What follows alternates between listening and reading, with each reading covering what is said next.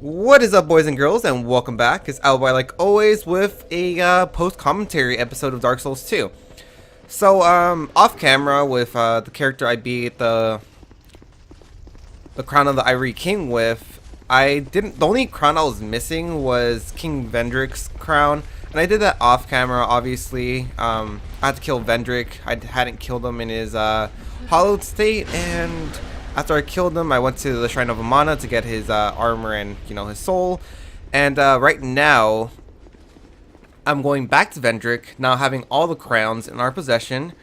And basically, well, I already know what happened, but basically you get like a cutscene and you got some more dialogue, which is always nice to expand on the story, even though I didn't really get closure on why we started collecting the crowns or like whatever. It just wasn't made clear to me. I don't know, maybe you guys understand it better than I do, which wouldn't be a surprise, but yeah. Alright, so King Vendrick is right in front of us. What's up, King? And we're gonna talk to him, and I'll just shut up now. Oh yeah, just wave at him. Cool.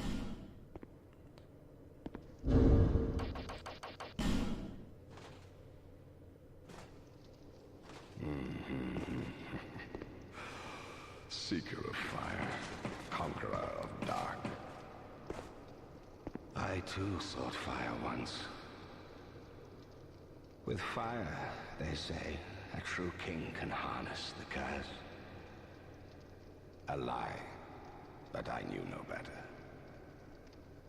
Seeker of fire, you know not the depth of dark within you. It grows deeper still, the more flame you covet. Flame, oh, flame. Seeker of fire, I see you've subdued another foul creature. One of the father of the abyss spawn. That confounded quintessence of humanity. The abyss once had form, but then dissipated. And yet, traces of its existence endured. Each fragment, thirsting for power, spread dark with no relent. My dear Chandra was one such fragment. A feeble, tiny thing that thirsted for power more than any other. Driven by insatiable lust for a worthy vessel. One day, fire will fade, and dark will become a curse. Men will be free from death, left to wander eternally. Dark will again be ours, and in our true shape, we can bury the false legends of yore. Only, is this our only choice? Seeker of fire, coveter of the throne. Seek strength. And there's a cutscene I was telling you guys about. The crown started shining, and basically, I'm gonna show you guys what it does. It's not very clear what it does, but before I actually got it, I kind of read on some forums to see what it would do, because I actually had no idea what it was gonna do. I didn't even know like some of the crowns give you like bonus stats. Like I was just like, what? And right here you see that I was like, oh, crown of the Ivory King. I think I put the Ivory King one on. I'm like, let's just look at how it looks. Yeah, see, you can see how it changes your stats. And I was reading the crown to see, or the description of the crown to see if it might have changed with the collection of all the crowns, and no. Anyways, you can see the Ivory King gives you, oh well, I'm just checking the stats, I guess, whatever. You can check those on your own accordance. I go back to the armor to see if I can maybe go talk to Vendrick again. It didn't even give me the option to, go back into the memory or whatever, and I'm just like, oh well, yeah, basically, let's get out of here. And yeah, like I said, apart from the obvious stuff. I mean, the crowns still give you stat bonuses depending on which crown you have. And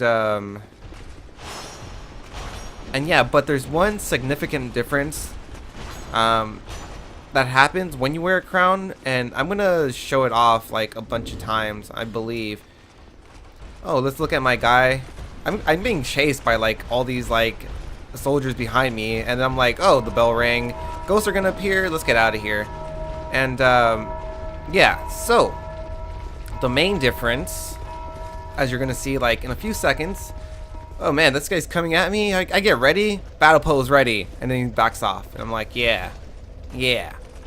Don't want to mess with me, man. Don't want to mess with me. So, as you can see, I committed suicide while wearing the crown. So, typically you would lose, you know, your humanity. You'll start hollowing. You'll lose like 5%, 10% of your maximum HP, however much it is. I don't really care. I don't really know. But, as you can see, my character is still human. Now, I did not try this with every crown. I just tried it with Crown of the King. But I'm almost 100% sure that if you're wearing a crown, you won't lose your humanity. And obviously you see that I lost my souls. You know, you still have to go pick up your souls. But you do not lose your humanity. I did it a second time. I'm like, it's not a fluke, right? Or, you know, it doesn't break like maybe a ring of, you know, a protection. But no, it doesn't break. It, you know, doesn't degrade. I'm still human. As you can see, I still lost my souls, and that's what it does. Collecting all the three, or the other three crowns. Wait, all the three crowns? Is there just three? No, there's three more, and four with the king, with the king's crown. So that's what it does. What does this mean for lore? I have no idea. I mean, I know that by collecting crowns, you kind of break the curse. I guess that's like the best explanation I could give. By not hollowing when you die, you basically break the curse, and you know, it's pretty sweet, I guess. We finally find a way to kind of break the curse. Why didn't Vendrick do this, you know, when he was hollowing or whatever? Like, I don't know. I'm not sure what the implications of this are to the overall story, but I know that basically by wearing these crowns, by collecting all these crowns, you're basically allowed to, I'm showing off my power stance. I'm like, oh, I could have totally power stance freaking dual clubs, and I'm like, why did I do this? Anyways, that's besides the point. But yeah, you break the curse finally. You can't hollow, which is always a good thing. You know, the whole adventure of Dark Souls is trying to get to this like ultimate, or trying to get to this point without hollowing, right? Like the whole thing is like, oh, you're gonna die over and over. Try not to hollow, and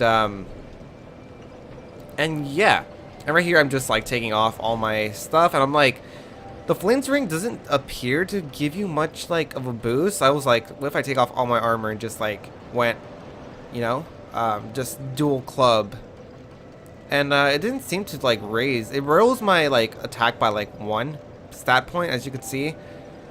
So I have no idea like what it actually. I'm not sure. I don't know. I'm not sure how helpful that ring is. But anyways, boys and girls, Shanalot didn't actually give me any new, you know, any new conversation, any new dialogue, and with that, I think Dark Souls 2 is a wrap. So with that being said, make sure to smash that like button, show your support, comment down below if you want me to go through Dark Souls 2 on New Game Plus, and until next time, boys and girls, I'll see you on the next one. Have a fantastic day. Johnny.